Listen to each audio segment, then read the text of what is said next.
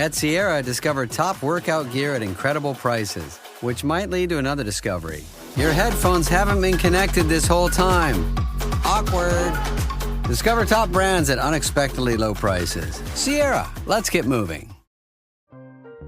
This episode is brought to you by Atlassian. Atlassian makes the team collaboration software that powers enterprise businesses around the world, including over 80% of the Fortune 500. With Atlassian's AI-powered software like Jira, Confluence, and Loom, you'll have more time to do the work that matters. In fact, Atlassian customers experience a 25% reduction in project duration per year. Unleash the potential of your team at Atlassian.com. Atlassian. This is Optimal Living Daily, when you're feeling self-doubt and a lack of motivation, by Babauta of ZenHabits.net. And I'm Justin Malik, your personal narrator. And we get right to it as we optimize your life. When you're feeling self-doubt and a lack of motivation, by Babauta of ZenHabits.net. This morning, I didn't feel like doing anything. It's a combination of overtiredness from a few days of hard work and a lack of sleep last night. Couldn't motivate myself to do anything important this morning, which is a rare thing for me. I just felt bad in general. I started to doubt myself and wonder whether anything I do is worthwhile. I sat here in this funk and wondered how to get out of it. Should I just forget about today? Should I just give up what I do because I'm not as good at it as I thought I was? That was definitely what I was considering, but I knew this mild depression was temporary, and so I thought about possible solutions. And then some of them actually worked, little tricks of the mind that can have a real effect on reality. Here's what I did that worked, in hopes that it might help you if these feelings ever come up. Number one, I stopped being so self-centered. I think we all have the tendency to put ourselves at the center of the universe and see everything from the viewpoint of how it affects us. But this can have all kinds of effects, from feeling sorry for ourselves when things aren't going exactly as we'd like, to doubting ourselves when we aren't perfect. So instead of worrying so much about myself, I thought about other people I might help.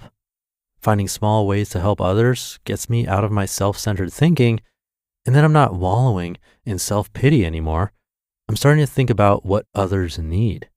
I'm not doubting myself because the question of whether I'm good enough or not is not the central question anymore. The central question is what others need. So thinking about others instead of myself helps solve self-doubt and self-pity. Number two, I loosened my identity. We all have this picture of ourselves, this idea of what kind of person we are. When this idea gets threatened, we can react very defensively. People can question whether we did a good job, and this threatens our idea of ourselves as competent, and so we can become angry or hurt at the criticism. Someone can accuse you of lying, and this threatens your idea that you're a good person, and so you can get angry and attack the other person. My identity of myself as someone who is motivated and productive and has good ideas and so forth, this was getting in the way this morning. When I wasn't productive, it made me despair because then I was worried I wasn't who I thought I was. My solution was to realize that I'm not one thing. I'm not always productive. Sometimes I am, but sometimes I'm lazy. I'm not always motivated. Sometimes I am, but other times I don't feel like working. I don't always have good ideas. I can be many things, and so this identity of mine becomes less fragile, more anti-fragile. Then it doesn't matter if someone thinks I didn't do a good job because I don't always do a good job. I make mistakes. I'm less than perfect, and that's perfectly okay. Number three, I remembered that this day counts. I only have so many days left on Earth. I don't know how many that is, but I do know that it's a very limited number. I know that each one of those limited days is a gift, a blessing, a miracle, and that squandering this miracle is a crime, a horrible lack of appreciation for what I've been given. And so I reminded myself this morning that this day counts, that I should do something with it. And that doesn't mean I need to work myself into the ground and type until my fingers are mere nubs. but that I should do something worthwhile. Sometimes taking a break to nourish yourself is a worthwhile activity because it allows you to do other worthwhile things, but just sitting around in self-pity isn't helpful, I've found. So I got up and did something. And number 4, I created movement. It can be hard to get moving when you're stuck. This is how I felt in 2005 when I couldn't change any of my habits. It was really hard to motivate myself when I didn't think I would succeed, when I felt horrible about myself. But I took one small step, and it felt good. That's what I did this morning. I took the smallest possible step, just opening up a document, just starting a list, just getting out a notebook. These are so small as to be insignificant, and yet so easy as to be possible. And it showed me the next step was possible, and the next. I'm still feeling tired, and so I'll take a nap later, but I'm feeling better because I took these steps.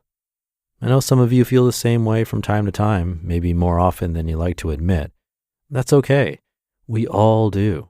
We're not machines perfectly oiled and constantly charged up and ready to fire on all cylinders.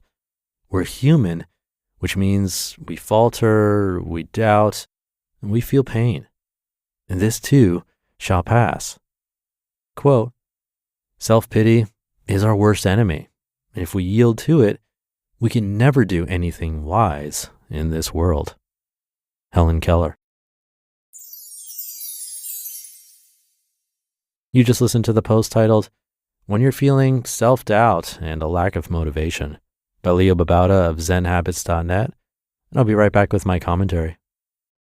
You found your person. Now let the Knot help you with everything else. The Knot connects you to the wedding inspo, vendors, venues, and planning tools you need to make your day totally you.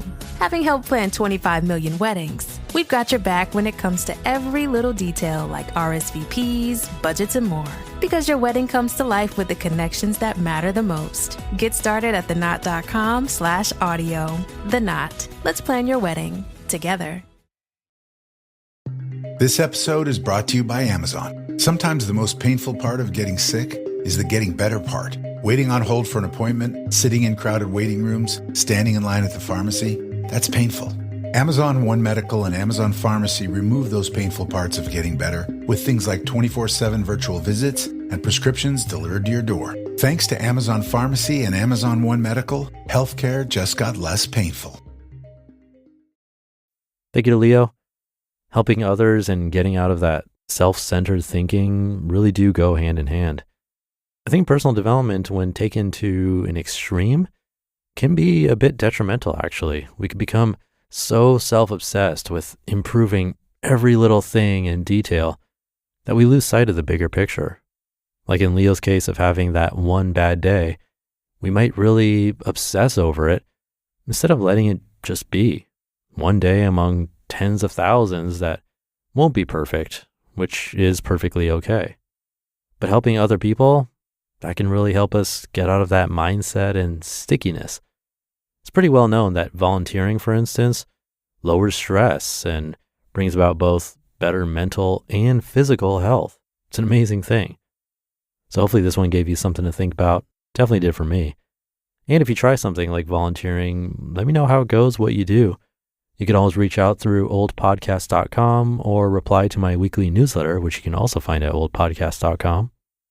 Thank you for being here and listening to me and for subscribing to or following the show. And I'll be back tomorrow reading to you where your optimal life awaits.